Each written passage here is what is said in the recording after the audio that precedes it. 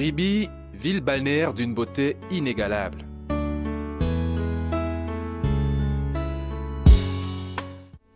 La brise caresse la nature de sa douceur. Ce 3 novembre 2009, jour d'audience. Dans la salle bondée de monde, on attend les délibérations parmi lesquelles celle de l'affaire Iyangairi contre Dodo Djibril pour outrage à la pudeur sur mineur de 16 ans. Après une longue attente, la sentence tombe enfin. Verdict non coupable. C'est un coup dur pour le plaignant. Le tribunal vient donc de relaxer le prévenu et au bénéfice du doute. J'ai été déçu par le tribunal. La sentence prononcée qui n'était pas en ma faveur et par rapport à toutes les pièces qui ont été fournies et les preuves et les témoignages, vraiment ça me déçoit et je suis trop frustré par rapport à ça.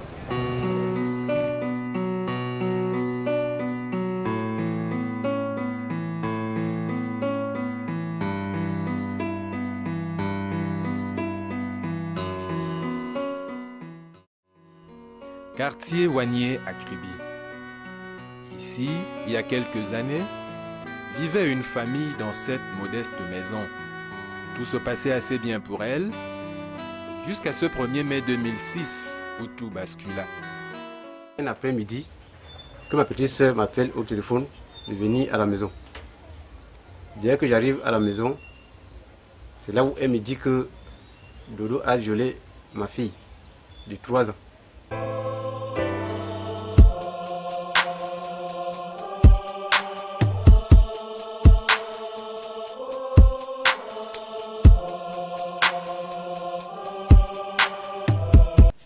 C'était insupportable pour cette famille, surtout pour le père de l'enfant, qui se décida alors d'en savoir plus.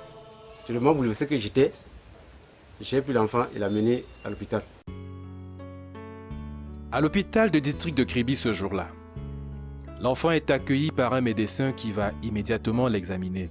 J'ai reçu cette patiente de 3 ans qui a été amenée en consultation par les parents. L'histoire et l'examen physique qui a révélé des lésions anales, un examen très douloureux. Tout cela nous a permis de conclure à un viol par sodomie. L'examen médical a été entièrement consigné dans le carnet de l'enfant et les conclusions nous ont permis d'établir un certificat médical. Dans le carnet médical, le médecin fait mention de tous les examens pratiqués sur la victime. Des résultats qui en découlent, un certificat médical est établi. Le père de l'enfant est en état de choc. Il décide de porter plainte et ce sera le début d'un long calvaire. Tellement touché que j'étais, je ne pouvais pas vraiment tolérer cette histoire-là. Je suis parti me plaindre à la brigade. On a convoqué le gars en question et sa maman. On s'est retrouvés à la brigade. Le commandant les a posé des questions. C'est là où la maman, qui était notre grand-mère à tous, a dit non, mon commandant, pardon, donnez-moi le temps d'aller régler ce problème-là en famille. Ça, c'était une façon de me faire dormir, de m'endormir.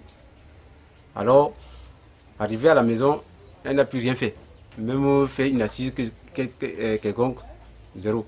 Mais je me trouve 2 jours plus tard avec une convocation du parquet.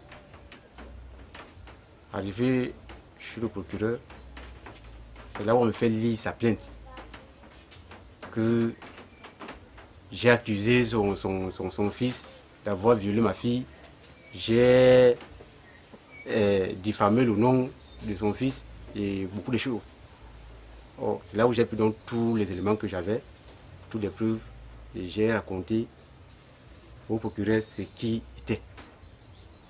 Avec le certificat médical à l'appui, le carnet de l'enfant et les photos que les gens ont vues, C'est là dont le procureur a demandé donc à cette femme-là que quand tu viens accuser ce monsieur qu'il est en train de diffamer le nom de ton fils, est-ce que tu vas dire donc que tous ces effets-ci, qu'il est en train de mentir? Si aujourd'hui, on va parler que, comme tu dis qu'il a fait un certificat médical, il a payé les médecins, et les photos, et le suivi de l'enfant, tout ce qui est acheté avec le sang, est-ce qu'un enfant de 3 ans peut régler? Ou alors on dit comment? Qu'est-ce que tu veux dire qu'on en dise? Alors, tout ce que je peux vous dire, c'est que il faut chercher à régler ce problème-là le plus tôt possible. Parce que le problème est encore au niveau de la brigade. Dès que ça va arriver ici, et que tu n'as pas encore résolu ce problème, cet enfant-ci, je veux le déférer, il va faire la prison. Les conseils du procureur sont mal interprétés et pas appliqués. La famille se divise. Dans cette ambiance peu ordinaire, le père de la victime va poursuivre la procédure malgré les difficultés et les frustrations. J'ai vu le commandant dire que voilà, l'affaire que vous avez demandé à la maman, que la maman vous a demandé d'aller arranger, qui va aller arranger à la maison. Voilà maintenant ça qui se joue contre moi. Alors, le commandant me dit que cette histoire-ci, il faut laisser ça. Parce que vraiment, je te dis que moi-même, que tu vois si, voilà, il m'a montré les photos familiales de sa famille dans son bureau. Il dit que voilà, si tu dis que moi j'ai été victime de ce que tu as, tu ne peux pas imaginer. Je ne sais pas quoi, je n'ai rien fait. Donc, mon frère, il faut laisser ça. Ça, c'est les choses qui arrivent. Vraiment, j'étais bouleversé et j'étais dépassé. Je suis rentré voir le procureur si mon problème était aussi déjà arrivé au parquet. C'est là où on me fait comprendre que le dossier n'est pas encore arrivé au parquet, que c'est encore à la brigade. On m'a même donné un numéro de référence. Je suis parti là-bas. J'arrive à la brigade, on me dit que le dossier n'est même pas enregistré, qu'ils n'ont jamais vu ce dossier. C'est un gendarme qui témoigne qu'il avait vu ce dossier-là traîner au bureau, mais c'est l'enquêteur qui détient ce dossier. Il doit être dans le coffre de l'enquêteur. Alors, j'ai donc saisi le procureur par écrit. Je lui ai fait comprendre que mon dossier n'est même pas enregistré. Et vraiment, à la vue des choses que je suis en train de voir, c'est que ça ne va pas. Il y a de l'injustice. Le procureur fait donc appel à la brigade qu'on leur amène le dossier et la mise en cause. Je repars donc à la brigade, on me dit que il faut les frais de déplacement parce qu'on va aller saisir la personne hors de la ville. Donc il faut trouver une somme de 30 000. Je prends l'argent, je donne. Non seulement ça, on me demande encore qu'ils ne seraient pas seuls, qu'ils seront à 2. Et ils vont passer une journée là-bas, il faut vraiment que je les trouve de quoi manger. Ils vont pas aller passer une journée à femme là-bas. Il faut combien? Je dis qu'il faut 10 000. Je prends 10 000, je les donne. Il m'a donné un rendez-vous que demain, après-demain, on va t'appeler et on va sortir tout le matin.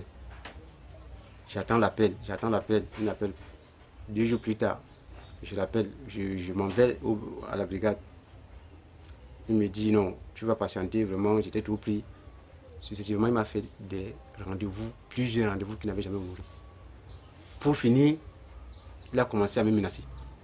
Oh, on t'avait dit que c'est nous qui devons t'appeler, et non pas que c'est toi qui dois nous faire pression. Donc tu as intérêt d'attendre. Dans le cas contraire, ne m'appelle plus jamais. Je suis resté comme ça, il n'y a pas eu de suite. Les gendarmes n'exécutent pas l'ordre du procureur. Le présumé coupable est libre de circuler et ne sera jamais arrêté. Le plaignant crie à la magouille et au mauvais traitement. Il s'avérait que ce gars avait son grand frère qui était à Malabo et qui avait envoyé beaucoup d'argent pour qu'ils essayent un peu de négocier ces problèmes au niveau de la brigade. Et c'est par là que ce dernier-là parvient à dire que son grand frère a envoyé de l'argent. Si je pense peut-être que lui va faire la prison, il ne va pas faire la prison. Au contraire, c'est moi qui va subir à sa place. Contre vents et marées, L'affaire est portée auprès du tribunal de première instance de Kribi. C'est le début d'un parcours du combattant pour le père et sa fille en quête de justice. Le prix à payer est au-dessus de ses moyens. Plus grave, les rencontres avec les membres de la famille du présumé coupable, ici en maillot vert. Près de 3 années de rencontres au tribunal sans suite, de nombreuses heures d'attente et de retour difficiles, parfois à des heures effroyables pour cet enfant de 3 ans. Depuis que celui-là est parti au tribunal, il n'y a jamais de suite favorable.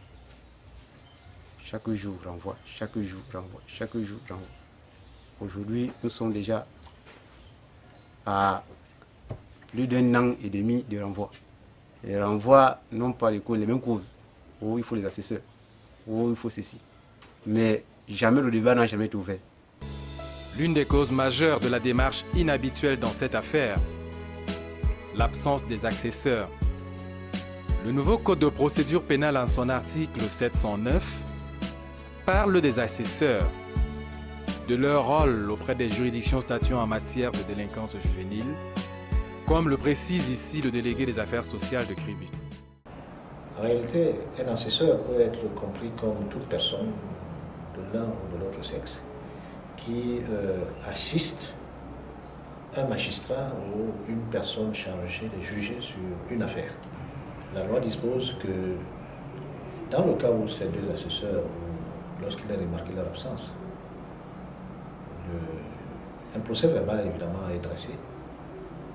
Mais ce qui est plus important de noter, c'est que la loi a ouvert pour qu'il n'y ait pas de blocage dans le processus, dans la procédure. Le juge peut siéger seul, mais cela doit être fait mention dans un procès verbal. Cette disposition est bien importante lorsqu'on se retrouve dans des situations où il y a carence ou absence d'assesseurs. En effet, hormis leurs compétences comme mentionné en son article 710, il est clairement dit à l'article 711, en cas d'absence répétée constatée par le président du tribunal, celui-ci siège seul. À Kribi, 2 assesseurs ont été nommés et ceux-ci n'ont prêté serment que depuis 8 mois. Parce que pas disponibles, ils sont régulièrement absents des audiences. Ils connaissent à peine les dossiers à débattre, ce qui a pour conséquence le blocage de plusieurs affaires de mineurs en jugement. Tel est le cas de Ornella, qui à cause de cette situation n'est plus allé à l'école parce que obligé d'assister chaque fois aux audiences. Depuis que le problème là est tombé, vraiment, on n'arrive plus à fréquenter. Puisque chaque jour, il faut être au tribunal. Chaque mois, il faut, tant qu'elle est au village, quand elle vient après 2-3 jours. Elle rentre après 1 semaine. Le moment où le moment où ils composent, elle est toujours absente. Après ces moments difficiles, le plaignant a reçu le soutien de la cellule SOS Viol du réseau national des associations des tantines. S'agissant de la procédure, c'est une affaire qui date du 1er mai 2006.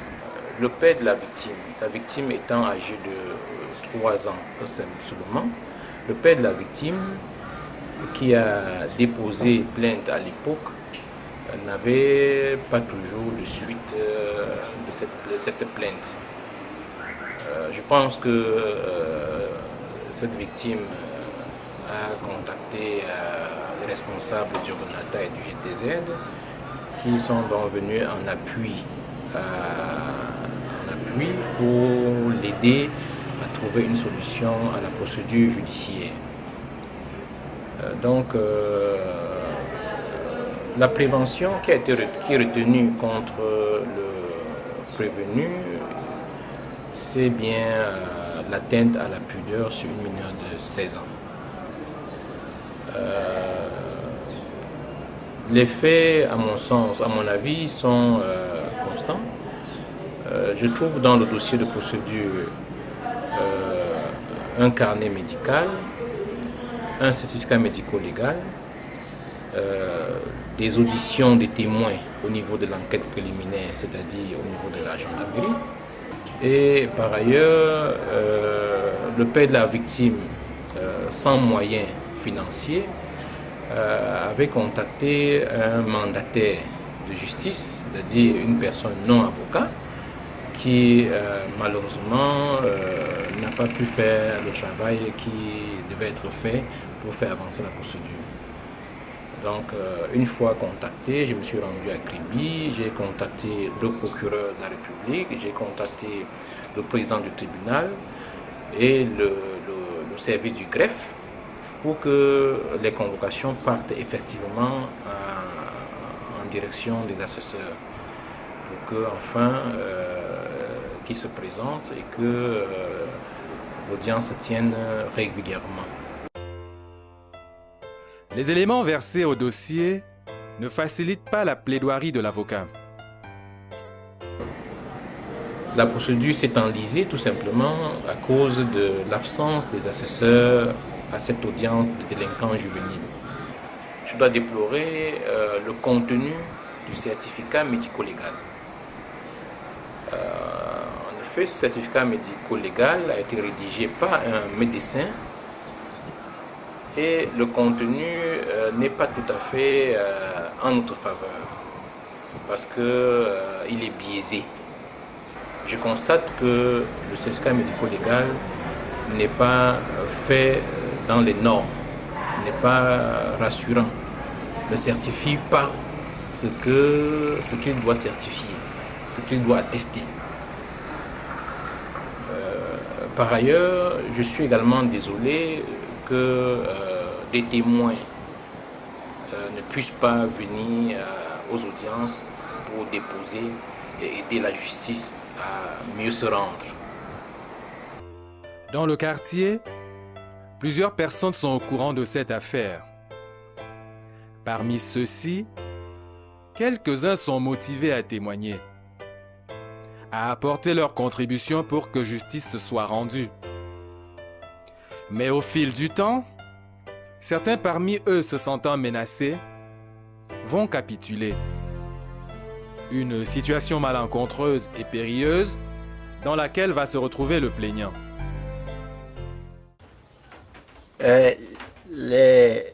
La maman du gars et sa grand-mère, plus compris son oncle, la fille de 13 ans qui a surpris ce dernier en train de commettre cet acte, ont juré et défendu que cet enfant n'a jamais témoigné cette histoire-là à la brigade.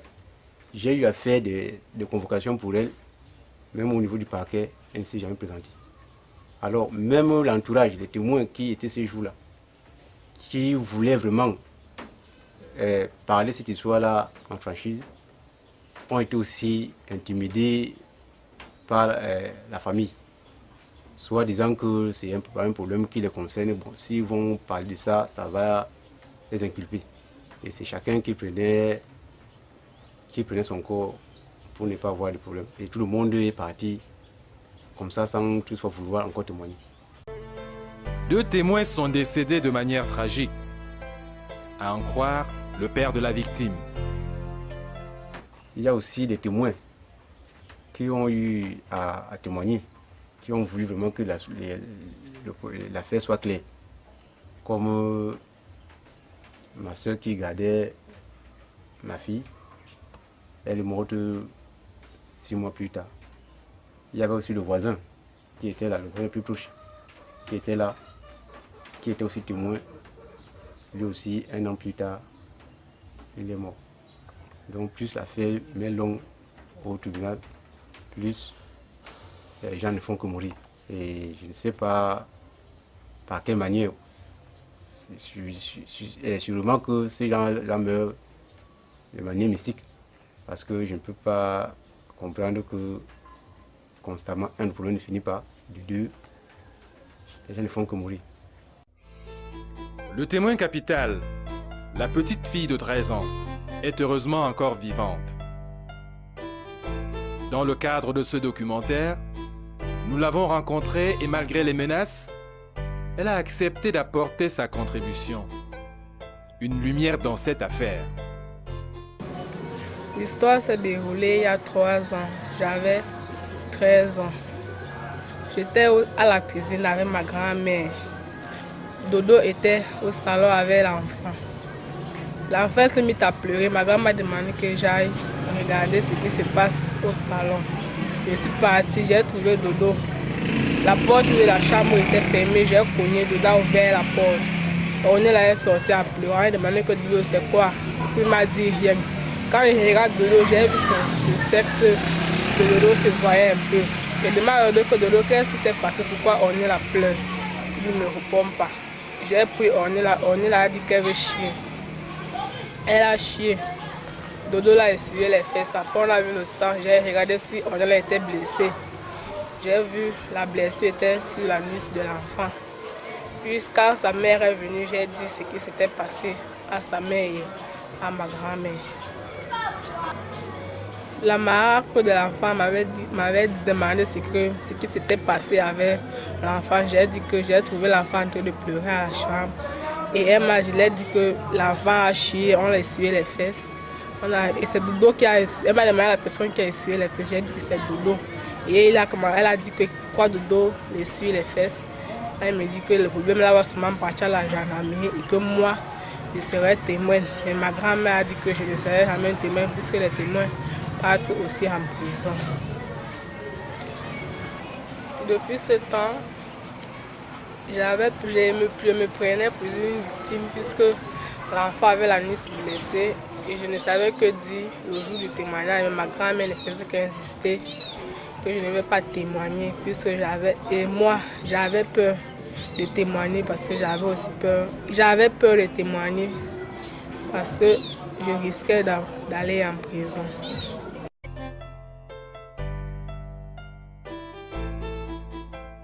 Malheureusement, ce témoignage va manquer à la cour, ceux qui en lisent la procédure. Malgré cela, les débats se tiennent à huis clos, comme cela convient à ce type d'affaires. L'avocat reste serein. Nous attendons la sentence, la décision qui sera rendue par le tribunal dans sa formation collégiale. Et j'ai de bonnes raisons, j'ai espoir que nous pourrons avoir gain de cause dans cette affaire. Mais le 3 novembre 2009, lorsque le verdict tombe enfin, c'est la déception totale pour le plaignant et l'exultation du présumé coupable, acquitté faute de preuves.